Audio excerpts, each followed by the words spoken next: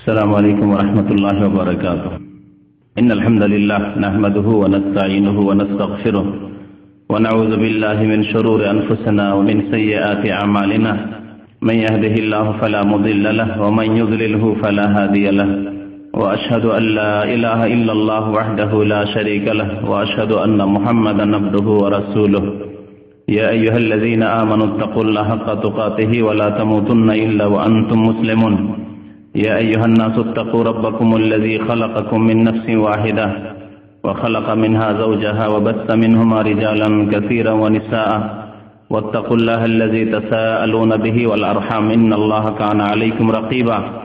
يا أيها الذين آمنوا اتقوا الله وقولوا قولا سديدا يصلح لكم أعمالكم ويغفر لكم ذنوبكم ومن يطع الله ورسوله فقد فاز فوزا عظيما. أما بعد فإن خير الحديث كتاب الله وخير الهدي هدي محمد صلى الله عليه وسلم وشر الأمور محدثاتها وكل محدثة بدعة وكل بدعة ضلالة وكل ضلالة في النار.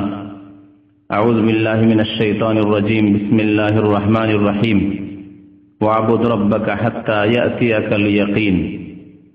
মহান আল্লাহ সমস্ত প্রশংসা যে আল্লাহ পাক আমাদেরকে পবিত্র মাহে রমজান 1429 হিজরিতে তার ইবাদত বন্দেগী করার সুযোগ দান করলেন, তৌফিক দান করলেন। বলুন আলহামদুলিল্লাহ।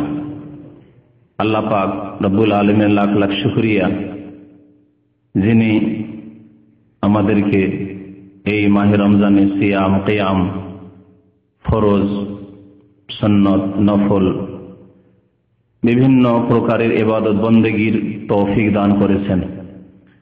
আল্লাহ পাকের কাছে দোয়া করি আল্লাহ পাক যেন তা আমাদের থেকে কবুল করেন। রব্বানা তাকাব্বাল মিন্না ইন্নাকা আনতাস সামিউল আলিম।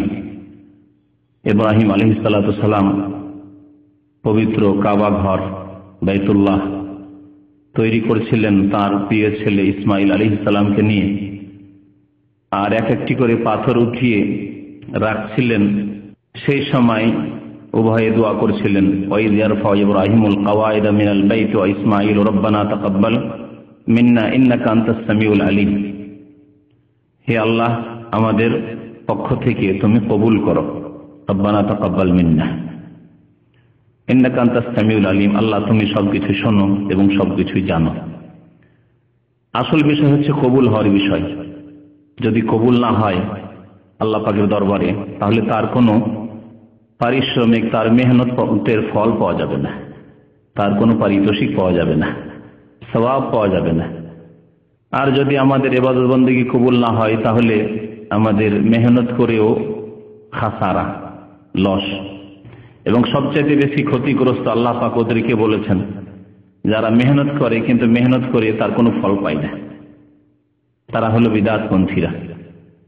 ওদের সম্পর্কে আল্লাহ পাক বলেছেন যারা ভালো মনে করে কাজ করে কিন্তু নবী করিম সাল্লাল্লাহু আলাইহি ওয়াসাল্লামের তরিকায় না করার জন্য অথবা আল্লাহর সন্তুষ্টির জন্য ইখলাসের সাথে আমল না করার কারণে তাদের ইবাদত বন্দেগী কবুল হয় না।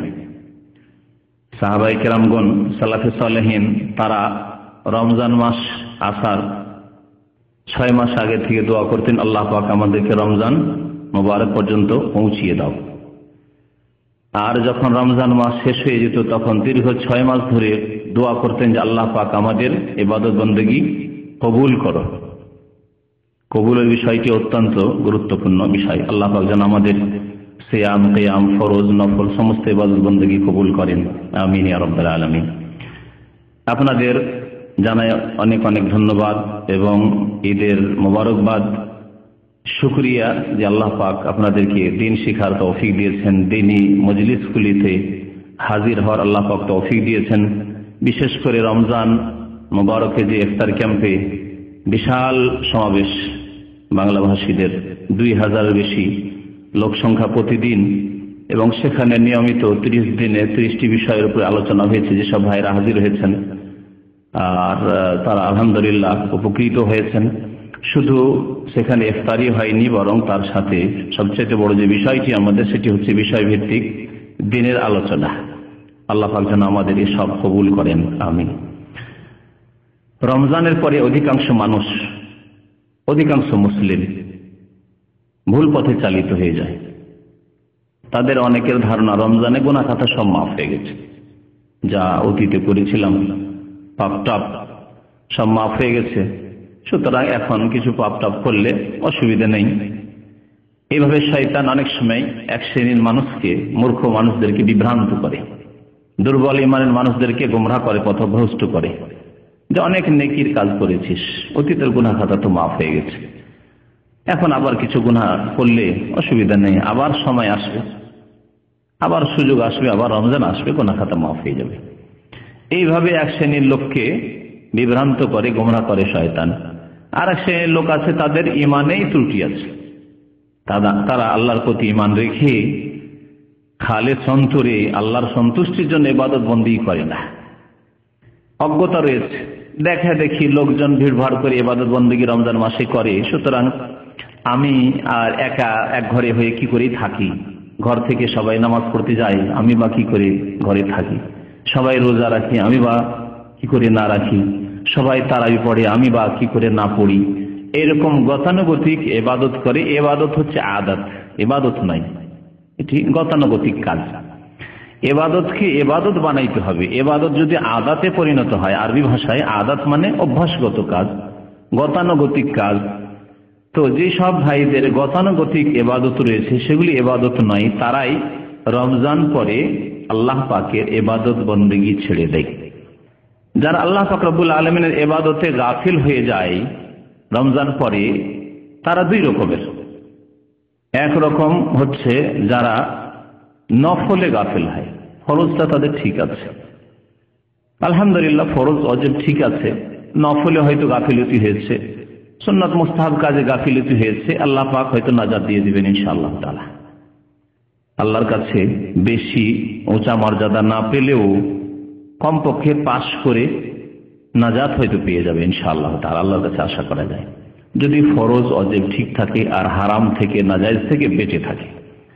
আর এক শ্রেণীর লোক, তাদের উপর বড় আক্ষেপ, বড় আফসোস, তারা সুন্নত নফল তো ছাড়েই, ফরজ পর্যন্ত ছেড়ে দেয়। তাদের ফরজ নামাজ, যেটি দিনের মূল বিষয়, দিনের মূল সাবজেক্ট, তাই তা উপেক্ষা করে।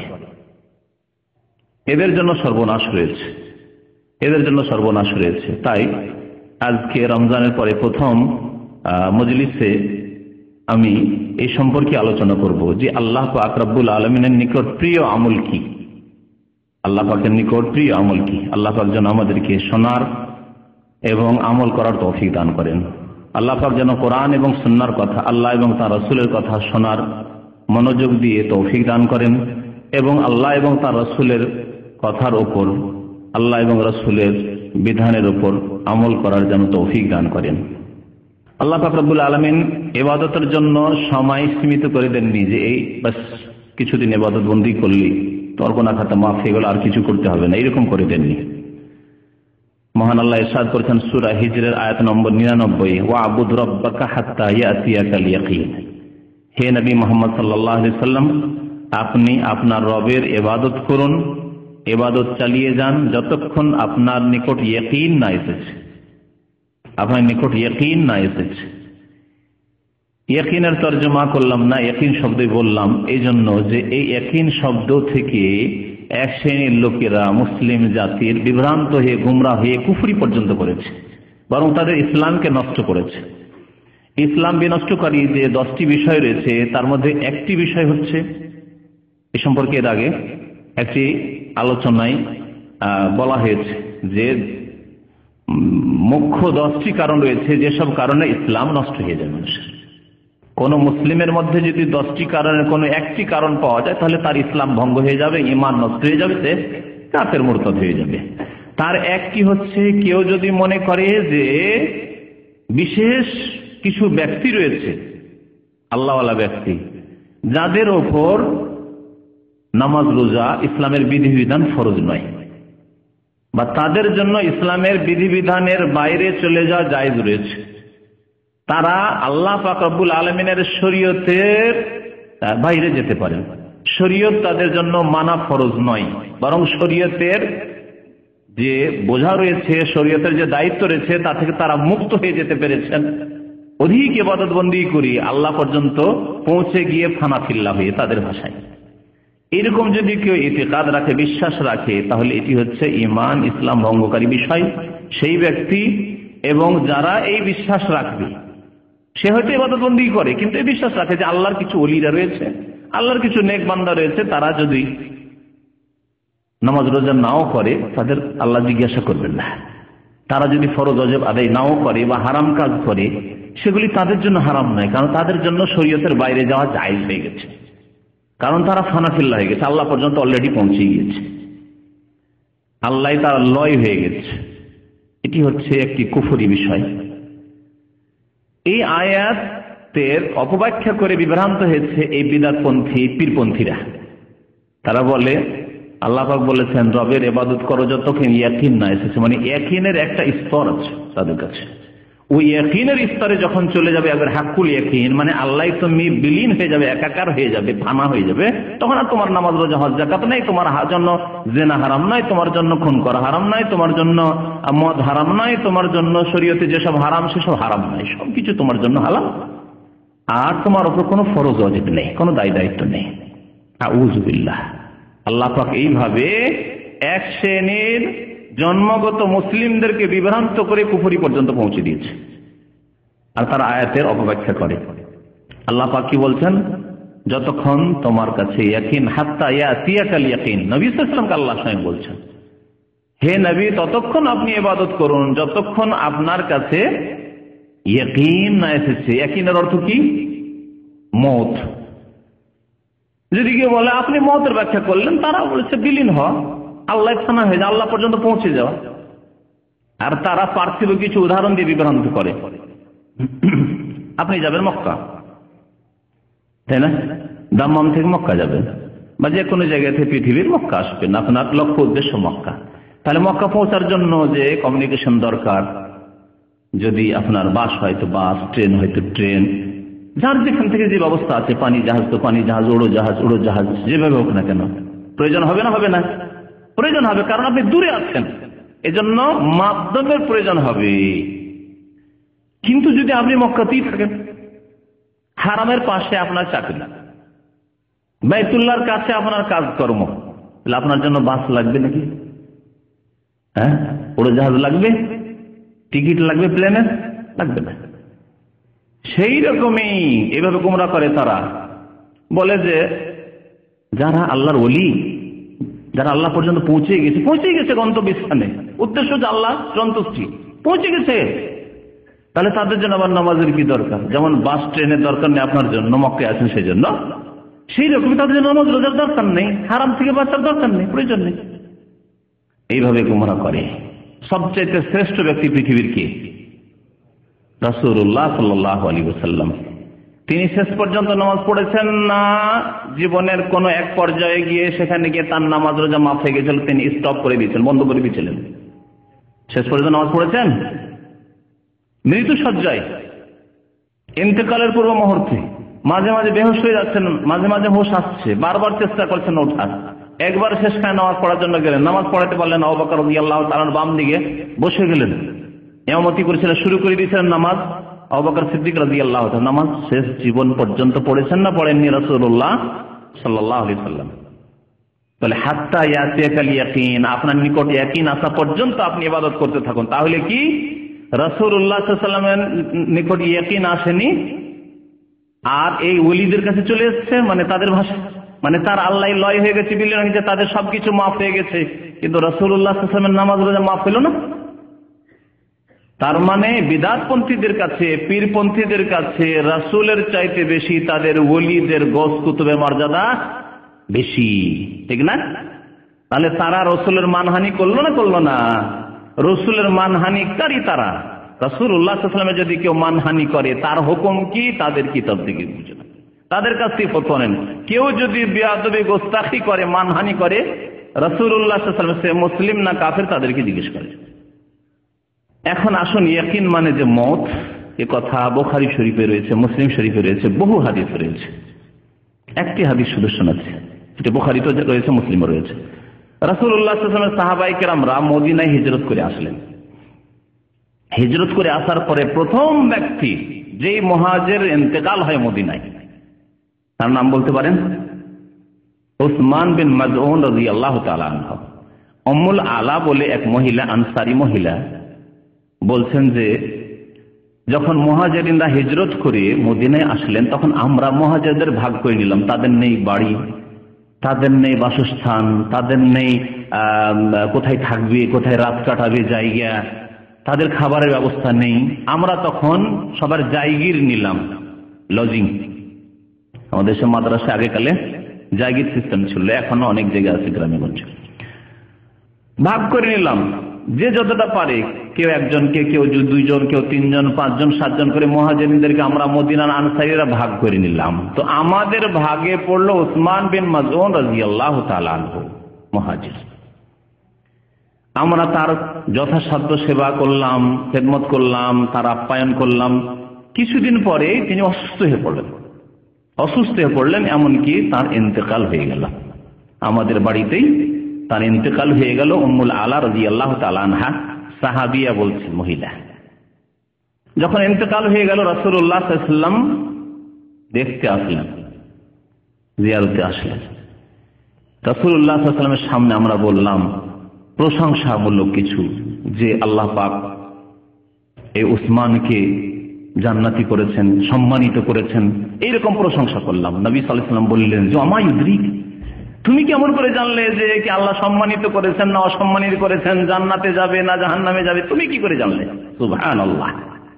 আল্লাহ রাসূল সাল্লাল্লাহু আলাইহি ওয়াসাল্লাম সাহাবী, মুহাজির, হিজরত করেছেন, বাড়ি ঘর সবকিছু ধন সম্পদ ছেড়ে মক্কা থেকে মদিনায়, তারপরে আল্লাহর রাস্তায় এসে ইন্তেকাল করছেন।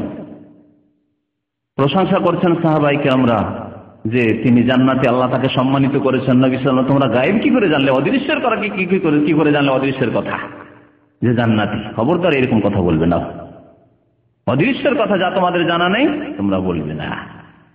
নবী সাল্লাল্লাহু আলাইহি ওয়াসাল্লাম বললেন যে এই ব্যক্তি আম্মা হাযা ফাকাদ জাআহুল ইয়াকিন, এই ব্যক্তি যার নিকট মওত চলে এসেছে। কি বললেন?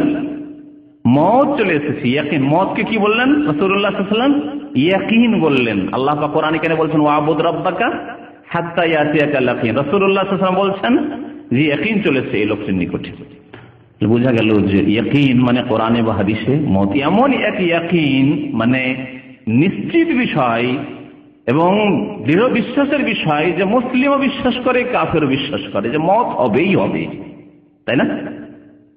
কাফের আল্লাহকে বিশ্বাস করে না, নাস্তিক আল্লাহকে বিশ্বাস করে না, মুশরিক আল্লাহর একত্ব তাওহীদকে বিশ্বাস করে না, কিন্তু মওতকে বিশ্বাস করে, মরতে হবে, এসেছে একদিন মরতে হবে। ইয়াকিন। মওতকে রাসূলুল্লাহ সাল্লাল্লাহু আলাইহি ওয়াসাল্লাম ইয়াকিন বলেছেন। আল্লাহ পাক মওত আসা পর্যন্ত ইবাদত করতে বলেছেন। এবং আল্লাহ পাক আরো ইরশাদ করেছেন সূরা আলে ইমরান আয়াত নম্বর 102, ইয়া আইয়ুহাল্লাযীনা আমানু ইত্তাকুল্লাহা হাক্কা তুকাতিহ, হে মুমিনগণ আল্লাহকে ভয় করো, ভয় করার মতো ভয় করো, হাক্কা তুকাতিহ, ওয়ালা তামুতুন্না ইল্লা ওয়া আনতুম মুসলিমুন, এবং তোমরা মুসলিম না হয়ে মরবে না, তোমরা মুসলিম না হয়ে মরবে না, এমন অবস্থায় মরবে না যে অবস্থায় তুমি মুসলিম নও। সুতরাং প্রত্যেক মুসলিমকে, মুমিনকে আল্লাহ সম্বোধন করে বলছেন যে তোমরা সব সময় মুসলিম থাকবে, তাহলেই তোমাদের মওত ঈমানের অবস্থায় আসবে, ইসলামের অবস্থায় আসবে। এখন একজন মানুষ যদি রমজান মাসে অনেক ইবাদত বন্দি করলো, ফরজ করলো, নফল করলো, সুন্নাত করলো, মুস্তাহাব করলো, আর রমজান পরে নামাজ ছেড়ে দিলাম, তাহলে সে কুফরির অবস্থায় জীবন যাপন করছে। এই সময় যদি মওত আসে, এই 11 মাসের মধ্যে মওত আসতে পারে। রমজান মাসে মওত আসেনি, 11 মাসের মধ্যে আসতে পারে। বেনামাজি থাকা অবস্থায় মওত আসতে পারে, তাহলে সে মুসলিম অবস্থায় মারা গেল না। নবী করিম সাল্লাল্লাহু আলাইহি ওয়াসাল্লাম বলেছেন যে আল আহদুল্লাযী বাইনানা ওয়া বাইনাহুমুস সালাতু ফামান তারাকাহা ফাকাদ কাফারা, আমার মাঝে এবং অমুসলিমের মাঝে আহাদ, প্রতিশ্রুতি হচ্ছে, চুক্তি হচ্ছে, সে যদি ইসলামে আসতে চায় as-সালাত, নামাজের। ফামান তারাকাহা, সুতরাং কেউ যদি নামাজ তরক করে দেয়, ছেড়ে দেয়, অস্বীকার করার কথা বলেন নবী সাল্লাল্লাহু আলাইহি ওয়াসাল্লাম, কেউ যদি ছেড়ে দেয় ফাকাদ কাফারা, সেই ব্যক্তি কাফের হয়ে গেল। নবী সাল্লাল্লাহু আলাইহি ওয়াসাল্লাম ফাসিক বলেননি, আরবিতে ফাসিক শব্দ আছে কোরআনে কারিমে, উলাইকা হুমুল ফাসিকুন, বিভিন্ন পাপের ক্ষেত্রে বলা হয়েছে। কিন্তু নবী সাল্লাল্লাহু আলাইহি ওয়াসাল্লাম ওই ভাষা কেন প্রয়োগ করলেন না?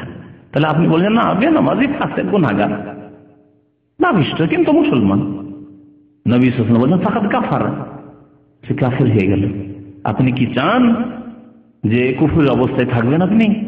আপনি কি চান যে কুফরের অবস্থায় আমার মওত চলে আসুক? না, কখনো থাকবেন না। বিশেষ করে যাদের ভয় আছে যে কুফরের অবস্থায় মরে গেলে চিরকাল জাহান্নামে থাকতে হবে।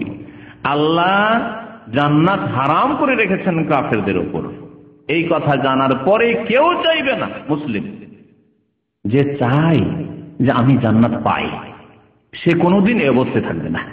তবে আমাদের সমাজের, বাঙালি সমাজের অধিকাংশ মুসলিম জানে না যে বেনামাজি মুসলমান থাকে না। বেনামাজি যে মুসলিম থাকে না এই কথা অনেকেই জানে না, বরং অধিকাংশ মানুষ জানে না।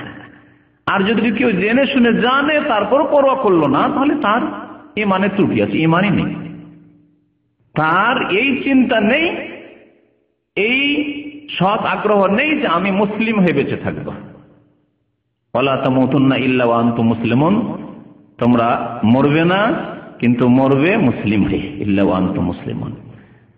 ওই সব লোকেরা, যেসব লোকেরা ইবাদত বন্দেগী করে, খুব ভালো কাজগুলি করলো, ফরজ করলো, সুন্নত করলো, ওয়াজিব করলো, নফল করলো, পুরো আমল করলো, কোরআন তেলাওয়াত করলো, কোরআন খতম করলো, রোজা ইফতারি করাইলো, তারাবির নামাজ পড়লো, কিয়ামুল লাইল করলো, কত যে দোয়া করলো রমজান মাসে, এসব করার পরে আবার হারামে লিপ্ত হয়ে যায়।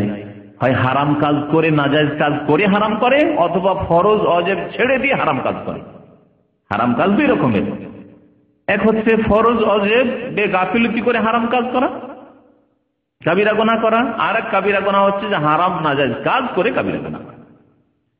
এইরকম ভাবে যারা নিজের ঈমানকে নষ্ট করে, আমলকে নষ্ট করে, ভবিষ্যৎকে অন্ধকার করে, নিজেকে জাহান্নামের দিকে নিয়ে যায়, তাদেরকে তুলনা করেছেন এমন এক মহিলার সাথে আল্লাহ পাক সূরা নাহলের আয়াত নম্বর 93 আল্লাহ পাক ইরশাদ করেছেন, ওয়ালা তাকুনু কাল্লাতী নাকাযাত গাজলাহা মিন বাদি কুওয়াতিন আনকাসা।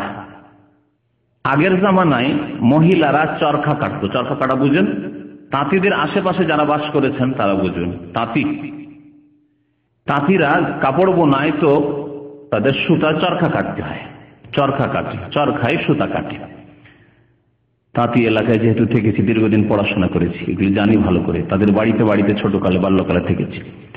তো মহিলারা এই কাজটি করে, এটি মহিলাদের পেশা। বাড়িতে বসে পর্দার মধ্যে এই কাজগুলি করা যেতে পারে, করতে পারে, পুরুষও করতে পারে কোনো জায়গায়। তো আল্লাহ পাক এই জন্য বলছেন যে ওই মহিলার মতো হয়ে যেও না, ওয়ালা তাকুনু কাল্লাতী, তোমরা ওই মহিলার মতো হয়ে যেও না, নাকাযাত গাজলাহা, যেই ব্যক্তি তার সুতাকে মজবুত করে সুন্দর করে কাটার পরে চরখায় কি করে, সুতাগুলিকে ছিঁড়ে ফেলে।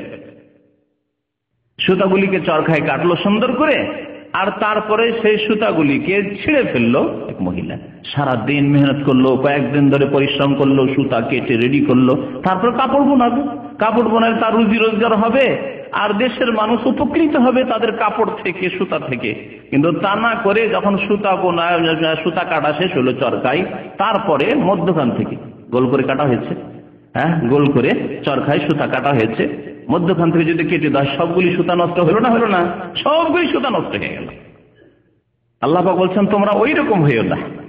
তাহলে যেই ব্যক্তি রমজান মাসে ফরজ নামাজও মাশাআল্লাহ পড়লো, যেই ব্যক্তি রমজান মাসে রোজা রাখলো ফরজ, যেই ব্যক্তি রমজান মাসে সুন্নত তারাবিহ পড়লো, যেই ব্যক্তি রমজান মাসে নফল কোরআন তিলাওয়াত করলো, যেই ব্যক্তি রমজান মাসে যাকাত দিল, সাদকা দিল, দান খায়রাত করলো, ইত্যাদি বহু নেকির কাজ করলো, যে ব্যক্তি রমজান মাসে আরো বহু কাজ করলো, হারমাইন শরীফান গেল, মক্কা মদিনা গেল, উমরা করলো, বহু নেকির কাজ মুসলিম ভাইরা করেছেন এবং করে থাকেন, করলো।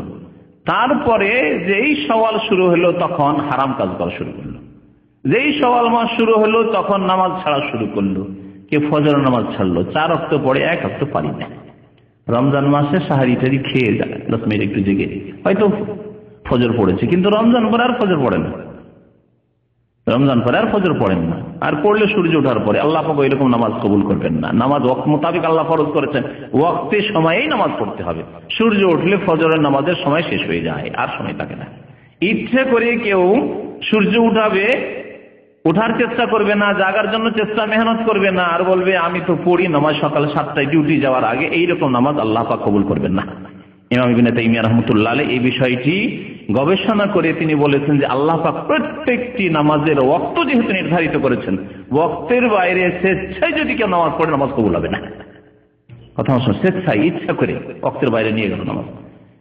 অনিচ্ছাকৃত মানুষ ভুলে গেলে অনিচ্ছাকৃত হয়, ভুলে গেলে আর ঘুমিয়ে গেলে। তাই নবী করিম সাল্লাল্লাহু আলাইহি ওয়াসাল্লাম বলেছেন, মান নামা আন সালাতিন আও নাসিয়াহা ফালইউসাল্লিহা ইযা যাকারাহা। কেউ যদি নামাজের সময় ঘুমিয়ে থেকে যায়, অনিচ্ছাকৃত ঘুম, ইচ্ছা করে নয় যে অ্যালার্ম লাগাইনি যাতে করে যতটা ঘুমের প্রয়োজন ঘুম হয়ে ইচ্ছা মতো যখন জাগবো তখন নামাজ পড়বো না, ওই রকম না। নামাজের সময় অ্যালার্ম লাগিয়ে রেখেছে, নামাজের ওয়াক্ত পার হতে দেয়নি। নামাজের শুরু ওয়াক্ত আছে, শেষ ওয়াক্ত আছে, শেষ ওয়াক্ত পার হতে দেয়নি। এবং জামাতে নামাজ পড়া উচিত, সেদিকেও খেয়াল রাখবে। মান নামা আন সালাতের নামাজের অবস্থায় সে অনিচ্ছাকৃত ঘুমিয়ে গেছে, ঘুম এমন হয়েছে যে জাগতে পারেনি। আও নাসিয়া, অথবা ভুলে গেছে, অনেক সময় ভুলে যেতে পারে। বিশেষ করে দূরে ছিলেন, মসজিদ থেকে জামাত হয়ে গেছে, জামাত ছুটিয়ে গেল মসজিদ, যার নামাজ জামাতে পড়া অভ্যাস, তারপরে ঠিক আছে বাসায় গিয়ে বাড়ি গিয়ে নামাজ পড়ে নেব, অনেক সময় ভুলে যেতে পারে। ভুল মানুষের হয়ে যেতে পারে, পরে মনে হতে পারে। ফালিউসাল্লিহা ইযা যাকারাহা, তাহলে সেই ব্যক্তি যেন সেই নামাজ আদায় করে নেই যখনই তার স্মরণ হবে অথবা ঘুম ভেঙে যাবে। ভুলে যাওয়ার ক্ষেত্রে স্মরণ হলেই সাথে সাথে নামাজ পড়বে, আর ঘুম ভেঙে গেলেই সাথে সাথে নামাজ। ফাইন্না যালিকা ওয়াক্তুহা, এটি হচ্ছে তার ওয়াক্ত। অনিচ্ছাকৃত আর ইচ্ছাকৃত কেউ শুয়ে থাকবে আর নামাজ এইভাবে ওয়াক্ত পার করে দিবে, এই নামাজ কবুল হবে না। বরং এর জন্য তওবা, কুফরি করলো তওবা ইস্তেগফার করে আল্লাহর দ্বীনে ফিরে আসতে হবে। তো আল্লাহ পাক বলছেন যে ওই লোকেরা যারা ফরজ, ওয়াজিব, সুন্নত সব ইবাদত বন্দেগী রমজানে করার পরে আবার গুনাহ করতে লাগে, আবার ফরজ ওয়াজিব ছাড়তে লাগে, তারা ওই মহিলার মতো সারাদিন মেহনত করলো, তারপরে সুতাগুলিকে সে নিজেই কেটে ফেলে দিল। ওই রকম হবে না, আল্লাহ নিষেধ বলা তো কোনো তাদের মতো হয়েও না, কারণ এই মেহনতের ফল পাবে না। রমজান মাসে মেহনত করলে আল্লাহ পাকের সন্তুষ্টির জন্য, আর তারপরে সারা বছরে 11 মাসে সমস্ত মেহনতগুলিকে নষ্ট করে দিলে, যে নেকিগুলি সঞ্চয় করেছিল সবগুলি বরবাদ করে দিলে ফরজ ছেড়ে দিয়ে, বিশেষ করে নামাজ ছেড়ে দিয়ে। সবচাইতে প্রিয় আমল আল্লাহ পাক রব্বুল আলামিনের নিকট হচ্ছে স্থায়ী আমল। স্থায়ী আমল, ফরজ সব সময় আদায় করতে হবে, এতে কোনো দ্বিমত নেই এবং এতে কোনো সন্দেহ নেই। ফরজ ছাড়া কোনো মুক্তি নেই, ফরজ ওয়াজিব ছাড়া কোনো মুক্তি নেই, হারাম থেকে বেঁচে থাকা ছাড়া মুক্তি নেই। কিন্তু নফল ইবাদত বন্দেগীর ক্ষেত্রে মুস্তাহাব যে ইবাদত বন্দেগীগুলি করলে ভালো, আর যদি কেউ না করতে পারে তাহলে কোনো গুনাহ নেই। এরকম বেশ কিছু ইবাদত বন্দেগী রয়েছে, সেগুলির ক্ষেত্রেও নবী করিম সাল্লাল্লাহু আলাইহি ওয়াসাল্লামের সুন্নাত হচ্ছে স্থায়ীভাবে সে আমল করা, এবং রাসূলুল্লাহ সাল্লাল্লাহু আলাইহি ওয়াসাল্লাম সাহাবায়ে কেরামদেরকে উৎসাহিত করেছেন যে তোমরা সুন্নাত, মুস্তাহাব এবং নফল ইবাদত বন্দেগীর ক্ষেত্রে আল্লাহ পাকের প্রিয় আমল হচ্ছে যে আমল স্থায়ী হয়, সুতরাং ওই রকম আমল করো। মা আয়েশা রাদিয়াল্লাহু তাআলা আনহা একটি হাদিস শোনায়, বর্ণনা করেছেন, রাসূলুল্লাহ সাল্লাল্লাহু আলাইহি ওয়াসাল্লাম ইরশাদ করেছেন, সাদ্দিদু ওয়া কারিবু, তোমরা সোজা পথের উপর থাকো এবং আল্লাহর নৈকট্য লাভের জন্য প্রচেষ্টা করো। সোজা পথের উপর থেকে, অর্থাৎ রাসূলুল্লাহ সাল্লাল্লাহু আলাইহি ওয়াসাল্লামের তরিকার উপর থেকে তোমরা বিভ্রান্তিতে গুমরাহিতে ডানে বামে না গিয়ে তোমরা কারিবু, আল্লাহর নৈকট্য লাভ করো। ওয়ালামু, এবং জেনে রাখো যে লান ইউদখিল আহাদাকুম আমালাহুল জান্নাহ, কোন মানুষের আমল তাকে জান্নাতে নিয়ে যেতে পারবে না। কোন মানুষের আমল দিয়ে জান্নাতে চলে যাবে তা সম্ভব নয়। নবী করিম সাল্লাল্লাহু আলাইহি ওয়াসাল্লাম এই বিষয়টিকে কয়েকটি হাদিসে বলেছেন যে কোন ব্যক্তি পৃথিবীর যদি মনে করে, এই আত্মহংকার আসে যে আমি অনেক আমল করেছি, নামাজ আমার কোনো ত্রুটি নেই, রোজা যখন থেকে সাবালক হয়েছে রোজায় কোনো ত্রুটি নেই, ঘাটতি নেই, আমার যাকাতে কোনো ঘাটতি নেই, আমি হজ অনেক হজ করেছি, আমার আমল দিয়ে আমি জান্নাতে চলে যাবো, যেতে পারবে না। এই আমল দিয়ে তার চোখের শুকরিয়া আদায় করতে পারবে না, দুনিয়ার যে সব নিয়ামত রয়েছে, তার হাতের শুকরিয়া আদায় করতে পারবে না, পায়ের শুকরিয়া আদায় করতে পারবে না, তার জবান বাক শক্তির শুকরিয়া আদায় করতে পারবে না। আল্লাহ পাক যে বহু নিয়ামত দিয়েছেন, ওয়াইন তাউদ্দু নি'মাতাল্লাহি লা তুহসুহা, আল্লাহর নিয়ামতকে যদি তোমরা গণনা করো, গণনা করে শেষ করতে পারবে না। এক একটি নিয়ামতের মূল্য দিতে পারবে না। আপনি কি আপনার দুটি চক্ষুকে বিক্রি করবেন 10 লাখ 5 লাখ টাকা দিয়ে, যে দুটি চক্ষু বিক্রি করে দেবেন? আপনার কোন নিয়ামতের আপনি মূল্য রাখবেন? আমার হাতের মূল্য কত, আমার পায়ের মূল্য কত, আমার ব্রেনের মূল্য কত, আমার কিডনির মূল্য কত মূল্য রাখতে পারবেন? সব আল্লাহর নিয়ামত। তাহলে আপনার যদি আল্লাহ পাক জিজ্ঞাসা করেন আপনাকে আমাকে যে তোমার এই নিয়ামতগুলির কি শুকরিয়া আদায় করেছো, তাহলে এই শুকরিয়া আদায় করতে গিয়ে আমাদের নামাজ রোজা শেষ হয়ে যাবে। তাহলে জান্নাতে যাওয়ার জন্য আর যে লাগবে ওই আমলগুলি কোথায়? তাহলে আমল দিয়ে জান্নাতে যাওয়া যাবে না। তবে আমল হচ্ছে আল্লাহ পাকের রহমত পাওয়ার মাধ্যম। জান্নাতে যেতে হবে আল্লাহর রহমতে। নবী করিম সাল্লাল্লাহু আলাইহি সাল্লামকে সাহাবারা যখন এই হাদিস শোনালেন, রাসূলুল্লাহ সাল্লাল্লাহু আলাইহি ওয়াসাল্লাম সাহাবারা জিজ্ঞেস করলেন, ওয়ালা আনতা ইয়া রাসূলুল্লাহ, কোন মানুষ নিজের আমল দিয়ে জান্নাতে যাবেন এমনকি আপনিও? আপনি আপনার আমল দিয়ে জান্নাতে যেতে পারবেন না? বললেন রাসূলুল্লাহ সাল্লাল্লাহু আলাইহি ওয়াসাল্লাম, ওয়ালা আনা, এমনকি আমিও মুহাম্মদ সাল্লাল্লাহু আলাইহি ওয়াসাল্লাম বলছি যে আমিও আমার আমল দিয়ে নামাজ রোজা হজ যাকাত দান খায়রাত ভালো কাজ দিনের দাওয়াত এসব দিয়ে যে জান্নাতে চলে যাবো তা পারবো না। ইল্লা আন ইয়াতাগাম্মাদানি আল্লাহু বিরাহমাতিন মিনহু ওয়া ফাদল, তবে আল্লাহ পাক যদি তার অনুগ্রহ এবং রহমত দিয়ে আমাকে ঢেকে নেন, রহমত দিয়ে, আল্লাহর রহমত দিয়ে জান্নাতে পাওয়া যাবে। কিন্তু রহমত কার উপর হবে? আল্লাহ পাক বলেন ইন্না রাহমাতাল্লাহি কারীবুম মিনাল মুহসিনিন, নিশ্চয় আল্লাহর রহমত সৎকর্মশীলদের অত্যন্ত নিকটবর্তী। আল্লাহর রহমত হবে একমাত্র সৎকর্মশীলদের, ভালো আমলকারীদের উপর। সুতরাং ভালো আমল করলে এটি জারিয়া হবে, এটি মাধ্যম হবে, এটি ওসিলা হবে আল্লাহর রহমত পাওয়ার। আর আল্লাহর রহমতের বড় আশা করে বসে আছেন, আর আমলে বড় বড় ত্রুটি, ফরজ ওয়াজিবের ত্রুটি, হারাম খেয়ে বসে আছেন, হারাম কাজ করে বসে থাকছেন, তাহলে আল্লাহর রহমত পাওয়া যাবে না। তারপরে নবী করিম সাল্লাল্লাহু আলাইহি ওয়াসাল্লাম ওয়া ইন্না আহাব্বাল আমালি আদওয়ামুহা ইলাল্লাহ ওয়া ইন কাল্লা, আল্লাহর নিকট সবচাইতে প্রিয় আমল হচ্ছে আদওয়ামুহা, স্থায়ী আমল, স্থায়ী আমল, ওয়া ইন কাল্লা, যদিও তার পরিমাণ কম হয়। এর একটি উদাহরণ দিচ্ছি। রমজান মাসে একজন লোক রাত্রে 100 রাকাত নামাজ পড়েছে। এরকম কিছু প্রাচীন যুগের ওলামায়ে কেরাম, আইম্মায়ে কেরামদের জীবনীতে লেখা হয়েছে, আল্লাহ ভালো জানে তারা 100, 200, 300 পড়েছেন না, তাদের ভক্তরা এইভাবে বাড়িয়েছে, তারও সম্ভাবনা কিছু আছে। 100 টাকা, 200 টাকা, 300 রাকাত নামাজ পড়েছেন, কোরআন খতম করেছেন, এত খতম করেছেন, অনেকগুলি কথা বাড়াবাড়ি আছে, যদি করে না খুব বেশি।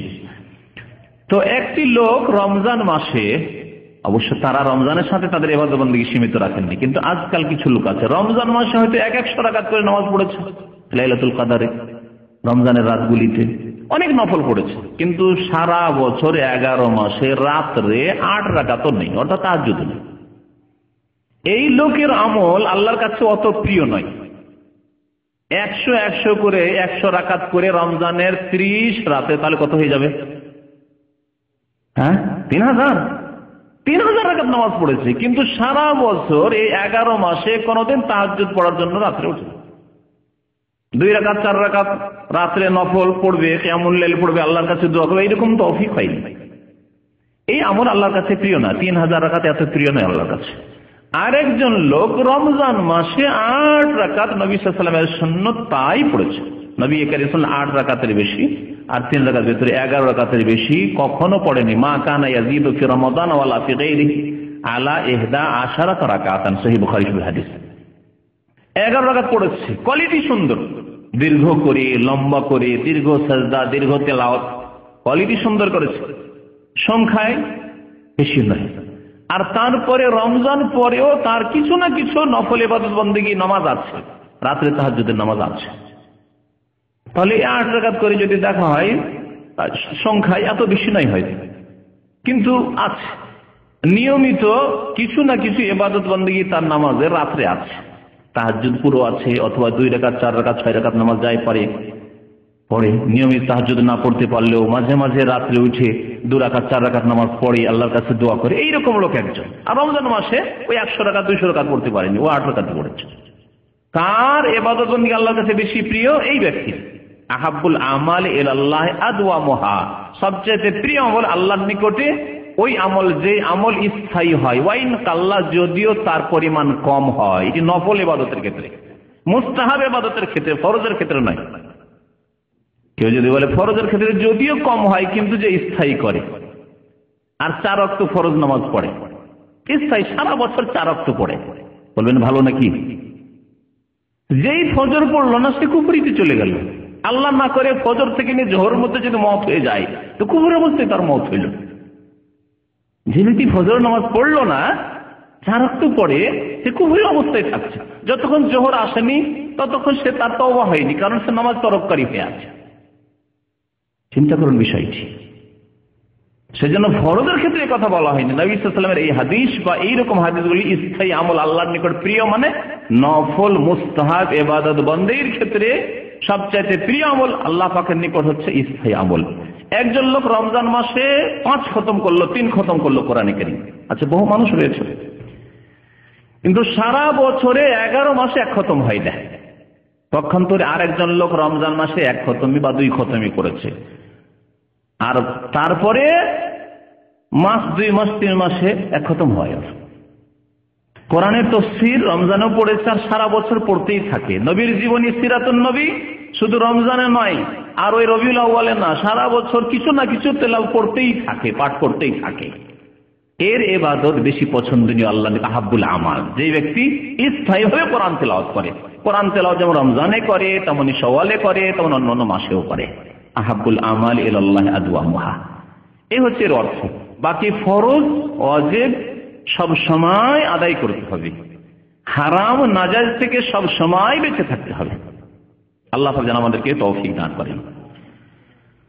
মা আয়েশা রাদিয়াল্লাহু তাআলা আনহা আরেকটি হাদিস বর্ণনা করেছেন যে রাসূলুল্লাহ সাল্লাল্লাহু আলাইহি ওয়াসাল্লাম রাত্রে যখন নামাজ পড়তেন তখন পর্দা করার জন্য, যাতে নির্জনে ইবাদত হয়, মসজিদে নববীতে একটা চাটাই দিয়ে, পাটি বলেন না, চাটাই বলেন আপনারা, পাটি দিয়ে, খেজুরের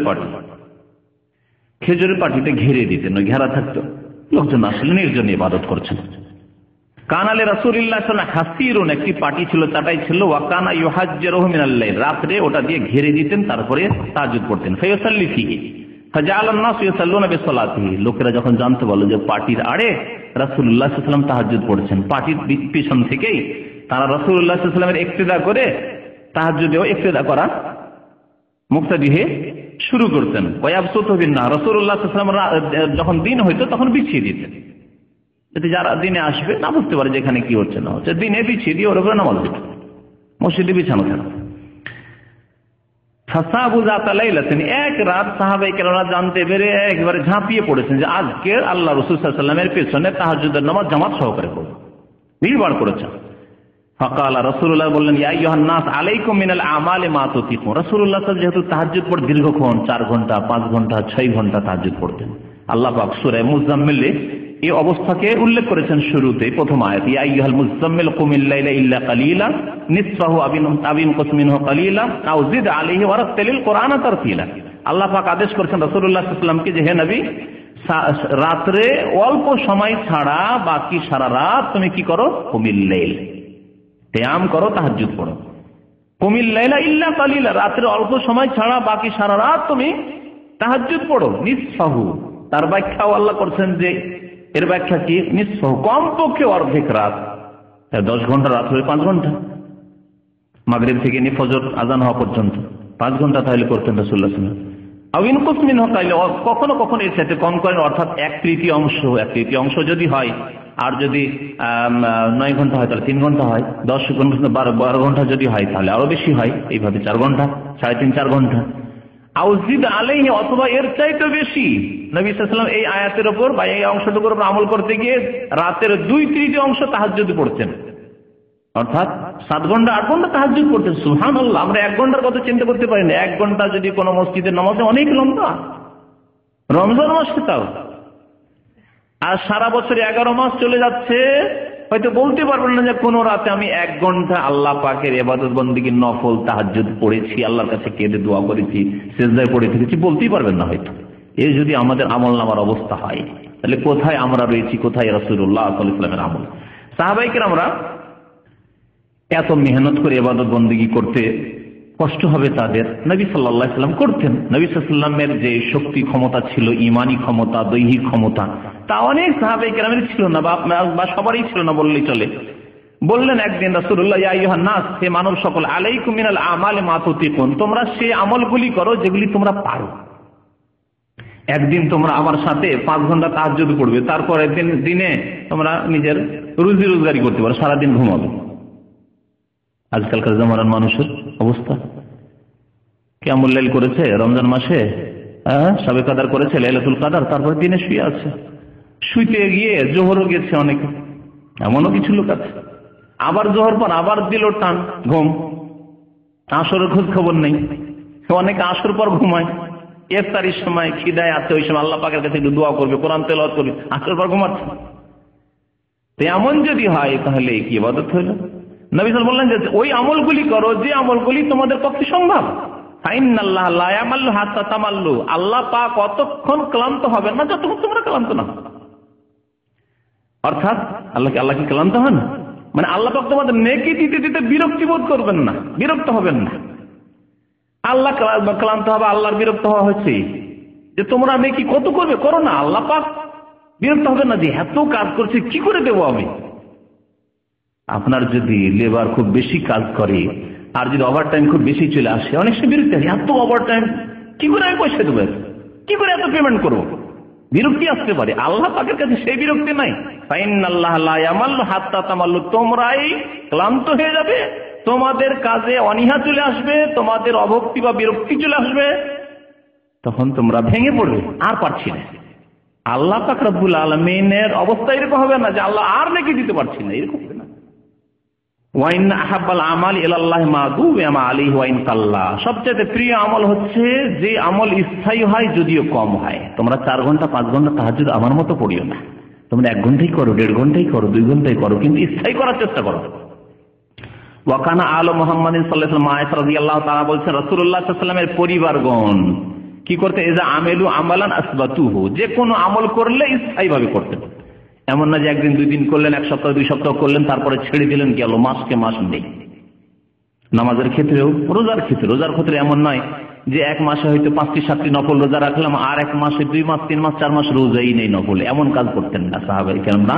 এবং বিশেষ করে রাসূলুল্লাহ সাল্লাল্লাহু আলাইহি ওয়াসাল্লামের আলে বাইত, বলছেন আলো মুহাম্মদ সাল্লাল্লাহু আলাইহি ওয়াসাল্লাম, রাসূলুল্লাহ আলে বাইত অর্থাৎ তার বিবিগণ, তার মেয়েরা, তার বংশের লোকেরা, এজা আমেলু আমালান, যখনই কোন আমল করতেন আসবাতুহু।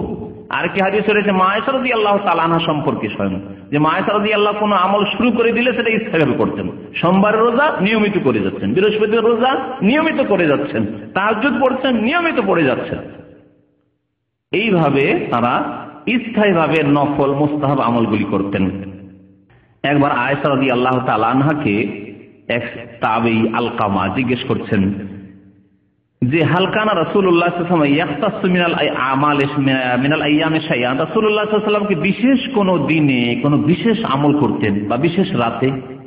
কালাতুল্লাহ, না, রাসূলুল্লাহ সাল্লাল্লাহু আলাইহি ওয়াসাল্লাম সারা বছর বিশেষ কোন রাতে সবিনা পড়তে হবে আর এই রাত জাগতে হবে যে বিদাতীদের মধ্যে আছে, ওইসব করতেন না। বিশেষ রাতে বিশেষ দিনে কোনো বিশেষ আমল এইরকম কাজ করতেন না। কানা আমালহু দিমা, রাসূলুল্লাহ সাল্লাল্লাহু আলাইহি ওয়াসাল্লাম আমল হচ্ছে স্থায়ী, দিমা স্থায়িত্ব ছিল, সে আমলে কন্টিনিউ করে যেতেন। এমন নয় যে বিশেষ একটি দিন বিশেষ একটি রাত চলছে, এটি হচ্ছে ইবাদতের রাত, এরকম করতেন না। ওয়া আইয়ুকুম ইউতিকু মা কানা রাসূলুল্লাহ সাল্লাল্লাহু আলাইহি ওয়াসাল্লাম ইউতিকু, তোমাদের মধ্যে কে আছে যে রাসূলুল্লাহ সাল্লাল্লাহু আলাইহি ওয়াসাল্লামের মতো সক্ষম হবে? আল্লাহ রাসূল সাল্লাল্লাহু আলাইহি ওয়াসাল্লাম যেভাবে স্থায়ীভাবে দীর্ঘ তাহাজ্জুদ পড়তেন, রাত জাগরণ করতেন, ইবাদত বন্দেগী করতেন, মেহনত পরিশ্রম করতেন, তোমাদের কেউ কি এরকম পারবে? সহিহ বুখারী শরীফের হাদিস। একটি কথা এর একটু আগে বলেছি যে ফরজের ক্ষেত্রে কোনো রকমের ছাড় নেই, যে ফরজে আপনি কম করবেন বেশি করবেন, এই ইখতিয়ার দেওয়া হয়নি। আল্লাহ পাক কোরআনে কারীমে ইরশাদ করেছেন, ওয়া মা কানা লিল মুমিনিন ওয়ালা মুমিনাতিন ইযা কাদাল্লাহু ওয়া রাসূলুহু আমরান আন ইয়াকুনা লাহুমুল খিয়ারাতু মিন আমরিহিম, কোন মুমিন পুরুষের অথবা মুমিন নারীর এই ইখতিয়ার নেই যে আল্লাহ পাক বা তার রাসূল যখন ফয়সালা করে দেবেন, ইযা কাদাল্লাহু ওয়া রাসূলুহু আমরান, আল্লাহ অথবা রাসূলের ফয়সালা, শুধু কোরআনের কথা নয়, হাদিসে এসেছে আল্লাহর ফয়সালা হয়ে গেছে, রাসূলের ফয়সালা হয়ে গেছে, কোনো আদেশ হয়ে গেছে, ফরজ আদেশ ওয়াজিব আদেশ হয়ে গেছে, আন ইয়াকুনা লাহুমুল খিয়ারাতু মিন আমরিহিম, তারপরে তাদের তাতে অপশন থাকবে এখতিয়ার থাকবে, চয়েস থাকবে, পারলে করলাম, না হয় করলাম না, আজকে পারলাম করলাম, আরেকদিন করলাম না, আজকে ফজরটা পড়লাম, আগামী দিন পারলাম না, আজকে সুস্থ আছি পড়লাম, আজকে ক্লান্ত আছি পড়লাম না, একবার বাদ দিলাম, তা চলবে না। আল্লাহ পাক যতটুকু ছাড় দিয়েছেন ততটুকু। আল্লাহ পাক মুসাফিরের কসর আল্লাহ কবুল করেছেন, তাই না? মুসাফির 4 রাকাত বিশিষ্ট নামাজে 2 রাকাত পড়বে। আপনি যদি বাড়িতেই আপনি কসর করা শুরু করেন, চলবে? আপনাকে এখানে ছাড় দেওয়া হয়নি। আপনি যদি 17 রাকাত নামাজে নিজে থেকে ডিসকাউন্ট করে নেন যে আমি এখানে ডিসকাউন্ট নেব, চলবে? এখানে আল্লাহ পাক ডিসকাউন্ট করেননি। তো বলছিলাম যে ফরজ নামাজে কম বেশি করা চলবে না, এই কথাটি একটি বেদুইনি বুঝত। এই বিষয়টি একটি যাযাবর যে অসভ্য ছিল তারাও বুঝত, কিন্তু আজকালকার অধিকাংশ মুসলিম বোঝে না যে 5 ওয়াক্ত নামাজে কোন রকমের ঘাটতি চলবে না, আর ঘাটতি করে ইসলাম থাকবে না, মুসলিম থাকবে না, এই কথা বুঝে না। দেখুন বলছেন তালহা বিন উবাইদুল্লাহ আশরা মুবাশশারের একজন, তিনি যা রাজুলুন ইলা রাসূলিল্লাহ সাল্লাল্লাহু আলাইহি ওয়াসাল্লাম, আল্লাহ রাসূল সাল্লাল্লাহু আলাইহি ওয়াসাল্লামের সামনে একজন লোক আসলো, মিন আহলে নাজদ, নাজদ থেকে। নাজদ বলা হয় এই কাসিম থেকে শুরু করে রিয়াদ আল খারাজ পর্যন্ত উঁচা এলাকা, আমাদের দেশে বরিন্দ্রা এলাকা বলে উঁচা এলাকাকে। তো নাজদ হচ্ছে উঁচা এলাকা, মক্কা মদিনার এলাকার তুলনায়, হিজাজের তুলনায় এই এলাকাগুলি উঁচা, সেজন্য এই এলাকাকে নাজদ বলা হয়।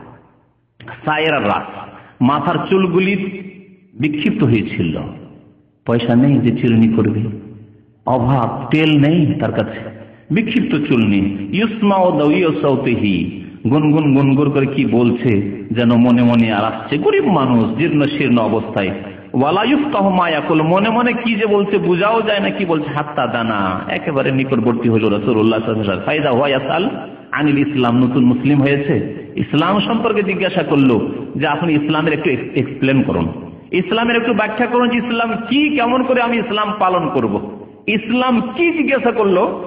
সেই ব্যক্তি রাসূলুল্লাহ সাল্লাল্লাহু আলাইহি ওয়াসাল্লামের সামনে এসে কত দূর সফর করেছে সেই জামানায় উটের পিঠে চেপে, রিয়াদ থেকে মদিনা উটের পিঠে যাওয়ার কথা এখন চিন্তা করুন।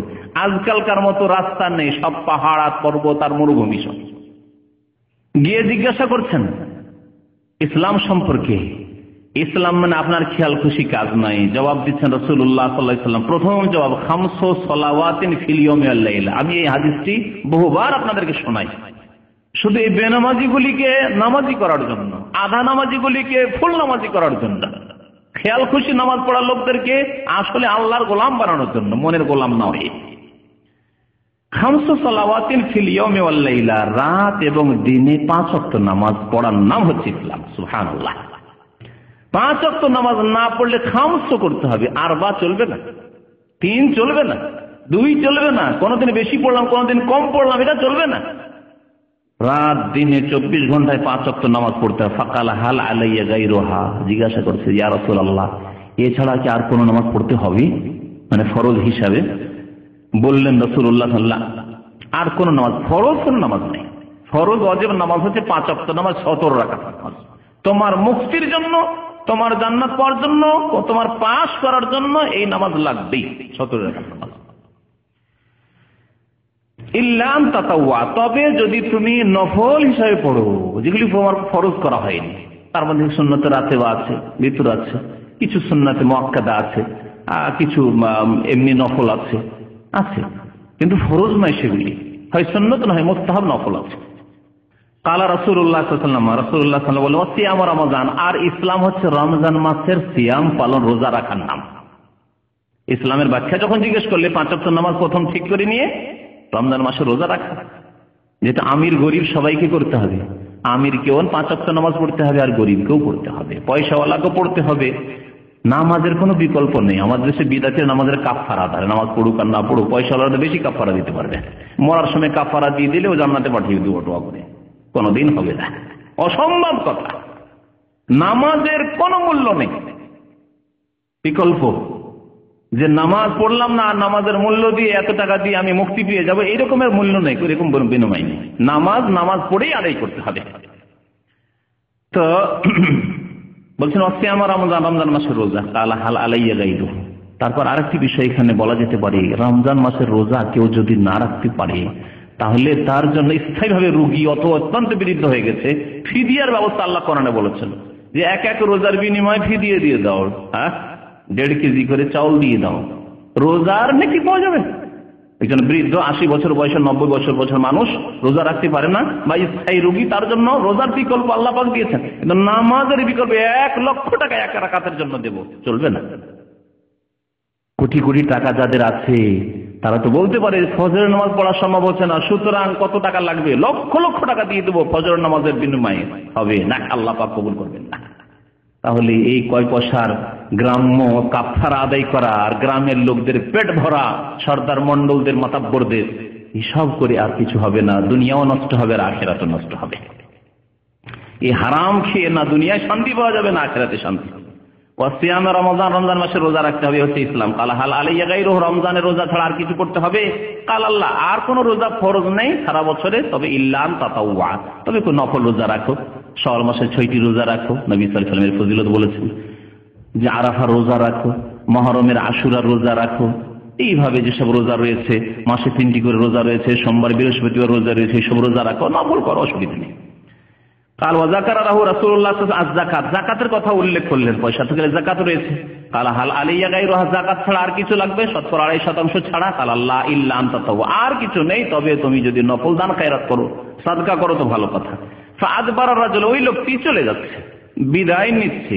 ওয়া হুয়া ইয়াকুল, বেদুইন মানুষ বলতে বলতে যাচ্ছে, কি বলছে? ওয়াল্লাহি, আল্লাহর শপথ করে বলছে, আল্লাহর কসম করে বলছে, লা আজিদু আলা হাযা ওয়ালা আনকুসু, আমি যা শুনলাম তাতে কোন রকমের নিজের পক্ষ থেকে বাড়াবো না, ওয়ালা আনকুসু, আর তাতে কোন রকমের ঘাটতিও করব না। কেমন আনুগত্য, এর নাম হচ্ছে আনুগত্য। আল্লাহ এবং রাসূলের ফয়সালা হয়েছে 5 ওয়াক্ত নামাজ, আমি 4ও পড়বো না, 3ও পড়বো না, আর খেয়াল খুশি না আমার এই 5-এ মুক্তি হবে না, আমি গুনাহগার পাপী তাবি, সেই জন্য 6 ওয়াক্ত 7 ওয়াক্ত করবো, এসবও করতে যাব না। আমি 100 পড়বো, 200 পড়বো, এসব বিদআতীদের বাড়াবাড়ি, এসব নাই। 2 ঈদ দিলেন, ঈদ উল ফিতর, ঈদ উল আযহা, বিদআতীরা বলছেন না, 2 ঈদ দিয়ে তো আমাদের হইতো না, আমাদের লাগবে ঈদে মিলাদুন নবী। এটি সাহাবায়ে কেরামের তরিকা ছিল না। বেদুইন যা যাবর বুঝতো যে আল্লাহর নবী যা দিয়েছেন তাতে কমও করা হবে না, বেশিও করা হবে। এর নাম হচ্ছে আনুগত্য, এর নাম হচ্ছে আল্লাহ পাকের গোলামি এবং রাসূলুল্লাহ সাল্লাল্লাহু আলাইহি ওয়াসাল্লামের অনুগত হওয়া, অনুসরণ। নবী সাল্লাল্লাহু আলাইহি ওয়াসাল্লাম শুনলেন ওর কথা, যে আল্লাহর কসম করে বলছি, লা আজিদু আলা হাযা ওয়ালা আনকুস, আমি কমাবো না বাড়াবো না। কালা রাসূলুল্লাহ সাল্লাল্লাহু আলাইহি ওয়াসাল্লাম, রাসূলুল্লাহ সাল্লাল্লাহু আলাইহি ওয়াসাল্লাম বললেন, আফলাহা ইন সাদাকা, এই যে ব্যক্তি যদি এই কথা সত্য করে দেখায় যে বাড়াইলো না আর কমালো না, তাহলে অবশ্যই সেই ব্যক্তি মুক্তি পেয়ে গেল, মুক্তি পেয়ে গেল, সার্বিক মঙ্গল হাসিল করলো। আফলাহা, ফালাহ পেয়ে গেল, হাইয়া আলাল ফালাহ, নামাজে ফালার জন্য ডাকা, সেই ব্যক্তি মুক্তি পেয়ে গেল। এর কাছাকাছি আরেকটি হাদিস রয়েছে, আবু হুরায়রা রাদিয়াল্লাহু তাআলা আনহু বর্ণনা করছেন, বলছেন যে এক বেদুইন, আরাবী, আরাবী মানে যাযাবর, যারা একেবারে বেদুইন হয়ে, আজকালও কিছু অল্প স্বল্প লোক আছে, ওই খেমা লাগিয়ে, তাঁবু লাগিয়ে 2-4 দিন 10 দিন থাকলো, বকরি ছাগল উট চড়াচ্ছে, ওখানে ঘাস পানি শেষ হয়ে গেল, ওখান থেকে আবার অন্য জায়গায়, তাদের কোনো বাড়ি ঘর নেই, এরাকে বলে আরাবী, বেদুইন। আসলো আতান নবী সাল্লাল্লাহু আলাইহি ওয়াসাল্লাম, নবী সাল্লাল্লাহু আলাইহি ওয়াসাল্লামের দরবারে এসে বলছে, দুল্লানি আলা আমালিন ইযা আমিলতুহু দাখালতুল জান্নাহ, হে নবী সাল্লাল্লাহু আলাইহি ওয়াসাল্লাম, আপনি আমাকে এমন আমল বলে দেন যে আমল যদি আমি করি তাহলে জান্নাতে দাখিল হতে পারবো। জান্নাতে যাওয়ার কত আশা আকাঙ্ক্ষা, আমরা এইরকম এই আগ্রহ আমরা রাখি না যে এমন আমল, কিছু আমল চাই যে আমলগুলি করলে জান্নাতে যেতে পারবো, এবং সহি আমল চাই, কোরআন এবং হাদিসের আমল চাই, যাচাই বাছাই করবো, বিদাতি কথা না হয়, ভুল কথা না হয়। আজকালকার জামানায় এত বিদাতে ছড়াছড়ি হয়েছে যে জান্নাত যাওয়ানোর কেউ দুয়ায়ে গঞ্জুল আরশ পড়ছে, কেউ দুরুদের তাজ পড়ছে, কেউ দুরুদে লাখি করছে, দুরুদে মাহি করছে, কেউ তোনাজ্জিনা করছে, হ্যাঁ, কেউ আহাদনামা করছে, এইসব বিদাতি লিপ্ত হয়। কেউ ওজিফা, ওই বিদাতির চটি নুরানি ওজিফা করছে, আর কোরআন এবং হাদিসে কি আছে তার কোনো খোঁজ খবর রাখে না। জান্নাতে যেতে চাইলে নির্ভেজাল রাস্তার উপর আসতে হবে। রাসূলুল্লাহ সাল্লাল্লাহু আলাইহি ওয়াসাল্লাম থেকে প্রমাণিত কিনা এই কাজগুলি, আমলগুলি যে করছি, আমাকে যাচাই করে দেখতে হবে না। জালের জামানা, যদি জাল টাকা শুনেন যে মার্কেটে জাল টাকার খুব ছড়াছড়ি হয়েছে, 500 টাকা নোট নাকি খুব জাল হয়েছে, তাহলে টাকা কি চেক করে নেবেন না? অবশ্যই চেক করে। শিরক বিদআতের জামানা আজকাল, সুতরাং আপনাকে প্রত্যেকটা আমল চেক করে নিতে হবে যে আমলটি করছি এটা সহিহ না জয়ীফ, না জাল না মিথ্যা।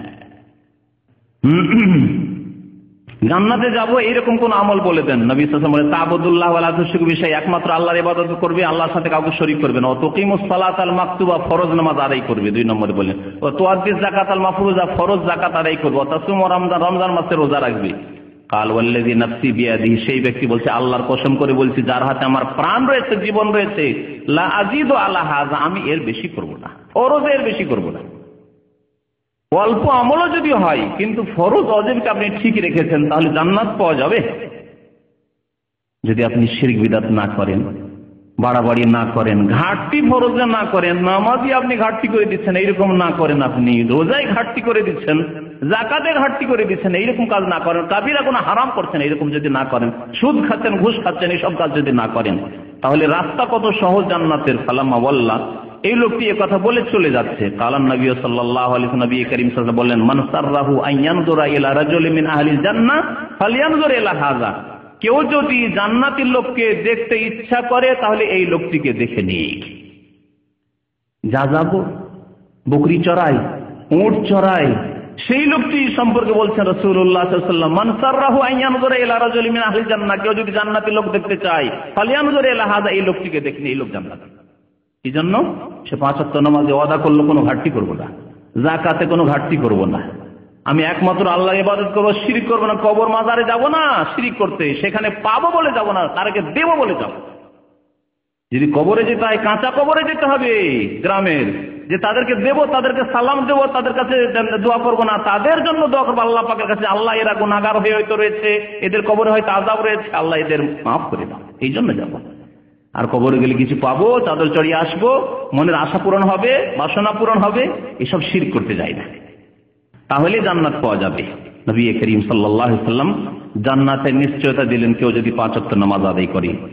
নবী করিম সাল্লাল্লাহু আলাইহি ওয়াসাল্লাম বিদায় হজে, হাজ্জাতুল ওয়াদা, বিদায় হজে যে খুতবা দিয়েছিলেন তার একটি অংশে বলেছেন ইত্তাকুল্লাহ রাব্বাকুম, হে মানুষ তোমরা তোমাদের রব আল্লাহকে ভয় করো, ওয়া সাল্লু খামসাকুম, তোমরা 5 ওয়াক্ত নামাজ কায়েম করো, ওয়া সুমু শাহরাকুম, তোমাদের মাহে রমজানের রোজা রাখো, ওয়া আদ্দু যাকাতা আমওয়ালিকুম, আর তোমাদের মালের যাকাত আদায় করো, ওয়া আতিউ যা আমরিকুম, তোমাদের যে নেতৃস্থানীয় ব্যক্তি যারা রয়েছে, শাসক রয়েছে, তাদের আনুগত্য করো, বিদ্রোহ ঘোষণা করিও না, তাদের বিরুদ্ধে বেরিয়ে পড়িও না।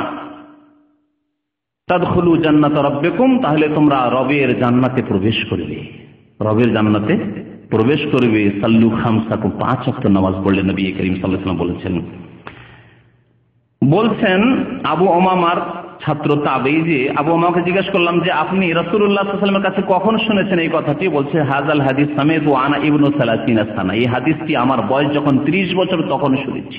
দীর্ঘদিন পরে তিনি বর্ণনা করছেন এই হাদিসটি, হাদিসটি তিরমিজিতে রয়েছে। নবী করিম সাল্লাল্লাহু আলাইহি ওয়াসাল্লামের আরেকটি হাদিস দিয়ে শেষ করছি। যখন মদিনায় হিজরত করে আসলেন রাসূলুল্লাহ সাল্লাল্লাহু আলাইহি ওয়াসাল্লাম, হাদিস মুসনাদ আহমদে রয়েছে, ইবনে মাজাতে রয়েছে, তিরমিজিতে রয়েছে। লাম্মা কাদিমান নবী সাল্লাল্লাহু আলাইহি ওয়াসাল্লাম মদিনাতে, মদিনায় যখন হিজরত করে আসলেন, ইনজাফালান নাসু কিবালাহু, তাকে দেখার জন্য লোকের ঢল নেমে পড়ল, এত ভিড়, সারা মদিনার লোক, মুসলিম অমুসলিম, ইহুদিরা বাস করতো, মুশরিক, সবাই দেখার জন্য এসেছে। শুনছি এতদিন থেকে, আর যেই লোক আসেনি এখন মদিনায়, আর মদিনার আওস খাজরাজের অধিকাংশ লোকই মুসলমান হয়ে গেছে, কে তিনি দেখো, দেখার জন্য সবাই ছুটেছেন।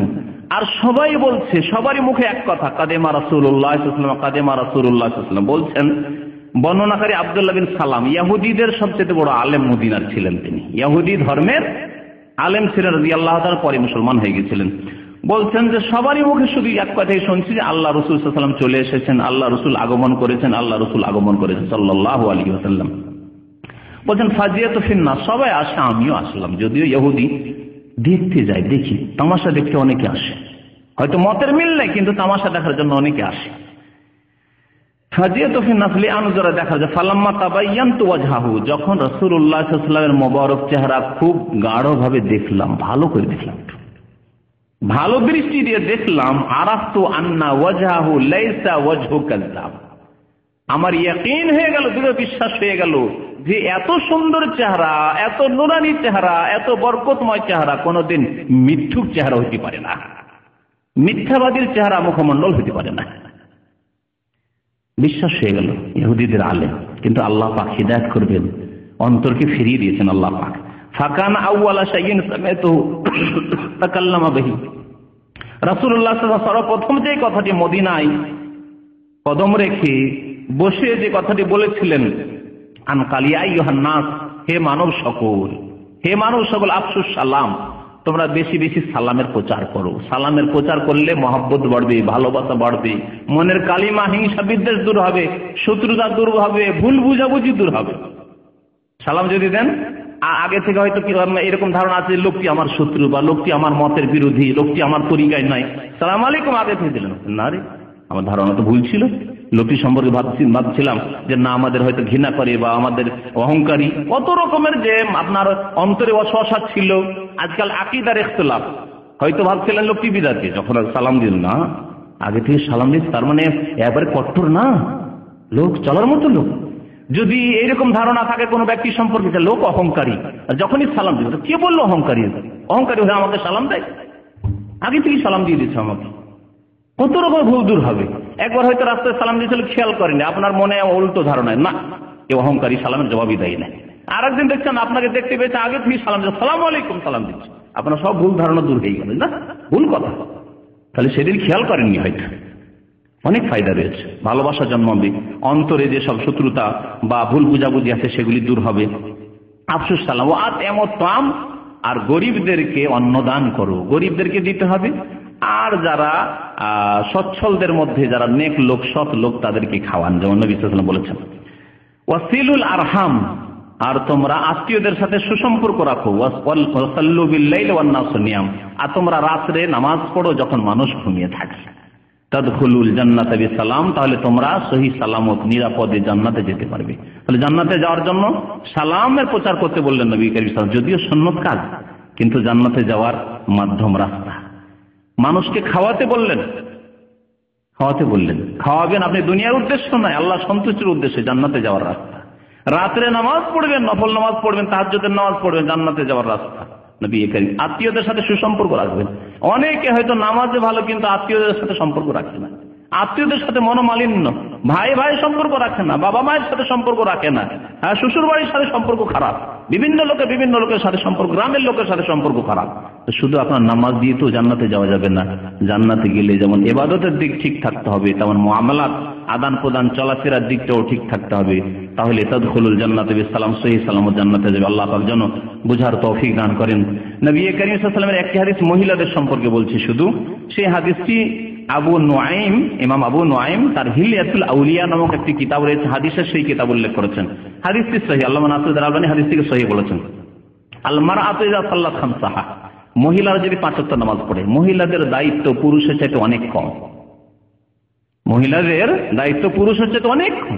পুরুষের দায়িত্ব আছে রুজি রোজগার করে নিয়ে আসতে হবে, খাবার দিতে হবে, নিজের খাবার ব্যবস্থা করতে হবে, বাবা মা আছে তাদের খাবার ব্যবস্থা করতে হবে, স্ত্রী আছে তার ব্যবস্থা করতে হবে খাবারের, ছেলে মেয়েদের ভরণ পোষণের ব্যবস্থা করতে হবে, ইত্যাদি অনেক অনেক দায়িত্ব। ইবাদত বন্দেগী তো বাকি আছে। মহিলাদের নবী সাল্লাল্লাহু আলাইহি ওয়াসাল্লাম বলছেন ইযা সাল্লাত খামসা, মহিলা আল মারআতু ইযা সাল্লাত খামসা, মহিলা মানুষ যদি 5 ওয়াক্ত নামাজ পড়ে, 5 ওয়াক্ত নামাজ পড়ে, মহিলার এই দায়িত্ব নেই যে বাবা মা আছে তাদের খাওয়াইতে হবে। বাবা মায়ের খাবার জন্য তার ভাইয়েরা রয়েছে, তাদের দায়িত্ব। তার ভাইয়েরা না থাকে তার চাচা রয়েছে, আত্মীয় স্বজন রয়েছে, তাদের দায়িত্ব। মহিলার দায়িত্ব নয় যে আমার বাবার জন্য রুজি রোজগার করতে হবে, গার্মেন্টসে চাকরি করতে যেতে হবে, তাহলেই আমার বাবা মাকে খাওয়াইতে পারবে, এটি আমার উপর ফরজ না, ফরজ নয়। তবে আল্লাহ পাক যদি রুজির কোনো রাস্তা দিয়ে দেয়, ইসলাম পালন করে, ইসলামের হেফাজত করে, পর্দার হেফাজত করে রুজির ব্যবস্থা দেয়, কাউকে চাকরির ব্যবস্থা দেয়, ভালো কথা।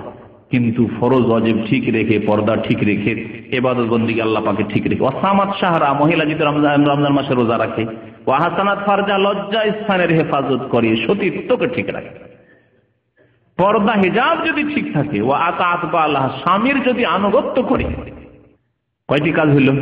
5 ওয়াক্ত নামাজ পড়া, রমজান মাসে রোজা রাখা, আর লজ্জা স্থানের হেফাজত করা।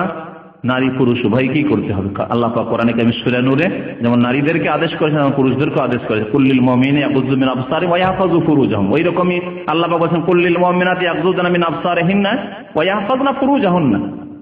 নারী পুরুষ উভয়কে আল্লাহ পাক লজ্জা স্থান হেফাজত করতে বলেছেন। সুতরাং সতীত্ব শুধু মহিলাদের নয়, হিন্দুদের কাছ থেকে শিখে পুরুষকেও সৎ হইতে হবে, সৎ চরিত্রের হইতে হবে, নিজের ইজ্জতের হেফাজত করতে হবে, নিজের যৌবনের হেফাজত করতে হবে। 4টি কথা বললেন।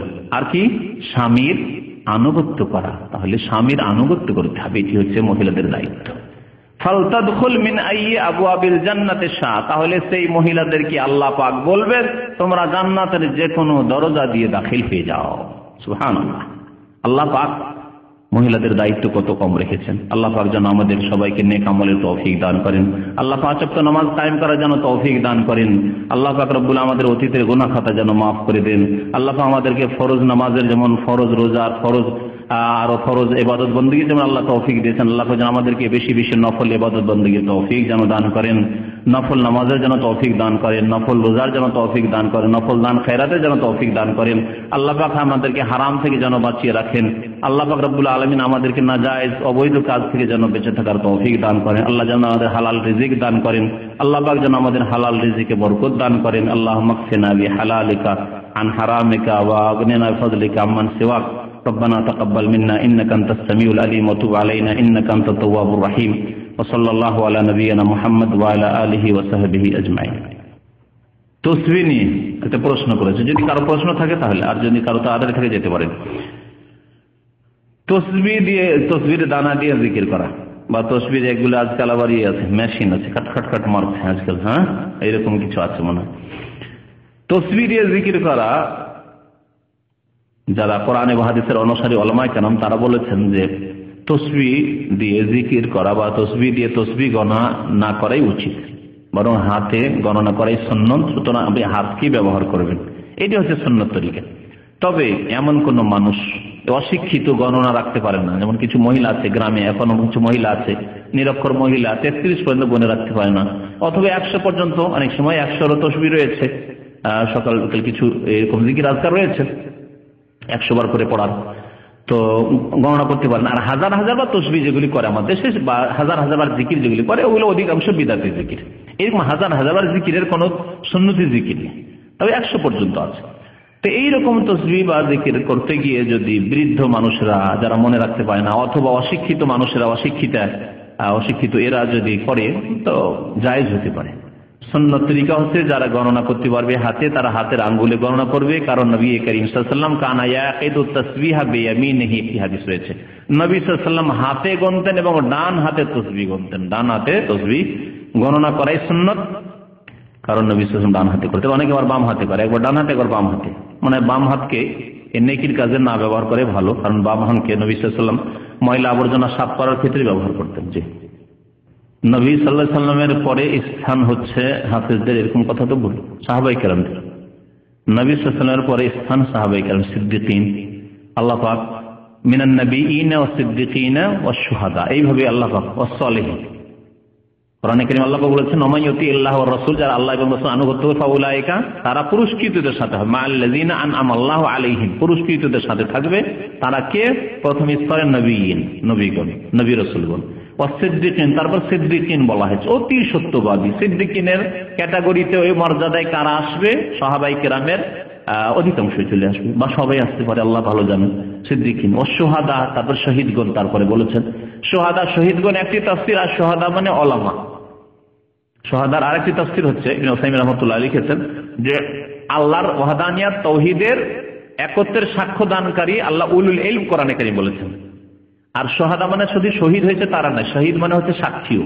তো আল্লাহর একত্বের সাক্ষী দাতা আল্লাহ পাক শাহিদ আল্লাহু আন্নাহু লা ইলাহা ইল্লা হুয়া ওয়াল মালায়েকাতু ওয়া উলুল ইলমি, উলামায়ে কেরামদেরকে বলেছেন।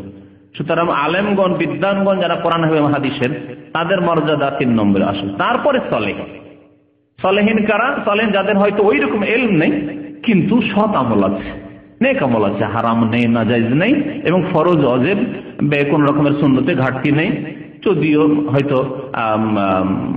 মুস্তাহাব অত বেশি নাও থাকতে পারে। সালেহিন তারা মুসলিমের।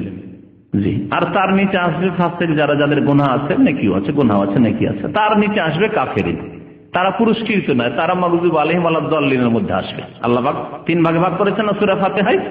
সূরা এক হচ্ছে আনআমতা আলাইহিম, পুরস্কৃত হচ্ছে নবিয়িন, সিদ্দিকিন, শুহাদা আর সালেহিন, তাই না?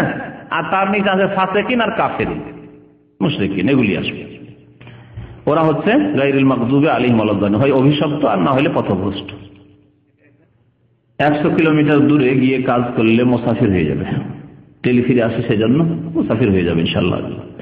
এই ক্ষেত্রে বড় ইখতিলাফ থাকলো দুটি মত। একটা হচ্ছে 80 কিলোমিটার হলে, 48 মাইল বা 80 কিলোমিটার হলে সফর হয়ে যাওয়া, অর্থাৎ জুবাইল গেলেই মুসাফির হয়ে যাবে। আর একটি মত হচ্ছে যে যেটাকে দেশের ভাষায়, এলাকার ভাষায় মুসলিমরা সফর বলে, সেটাই সফর। সৌদি আরব হয়তো একটু দূরে গিয়ে সফর হবে, কিন্তু আমাদের দেশে হয়তো অনেক সময় 80 কিলোমিটার যাওয়ার প্রয়োজনে 40 কিলোমিটার যেতে অবস্থা খারাপ। গ্রাম এলাকায় যেসব রোড রাস্তা আছে, গরু ছাগল রোডের উপর বসে আছে, বাস যাচ্ছে ঘন্টায় 15 কিলোমিটার 20 কিলোমিটারও বেশি যায় না, তাহলে আপনার 40 কিলোমিটার যেতে 2.5-3 ঘন্টা লাগে। 40 কিলোমিটারের সফর আমাদের দেশে। আর যেসব রাস্তা একটু দূরে হলো, এখানে রাস্তা কত ভালো, ছেলে মেয়ে নিয়ে বেরোলেন, কোথায় যাব, ওই জুবাইল রয়্যাল কমিশনের কর্নিশ ঘুরতে, তাহলে আপনি কর্নিশ ঘুরতে গেলেন 2 ঘন্টার জন্য, ফিরে চলে আসবেন, যদি সফর নয় তাহলে সফর নয়।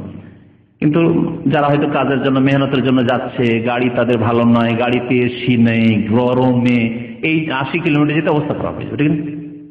একজন এসির গাড়িতে যাচ্ছে আর চালাচ্ছে সে 150 কিলোমিটার, তার জন্য হয়তো জুবাইল সফর নাই। কিন্তু একজন যাচ্ছে 100 কিলোমিটার চলছে আর এসি নেই, বাসে যাচ্ছে, বাসগুলি যায়, যারা কর্মচারী যাচ্ছে সব বাস, তাদের জন্য অবশ্যই কষ্টকর সফর। তো যাই হোক, সফর 80 কিলোমিটার মোটামুটি হলে সফর আশা করা যাচ্ছে।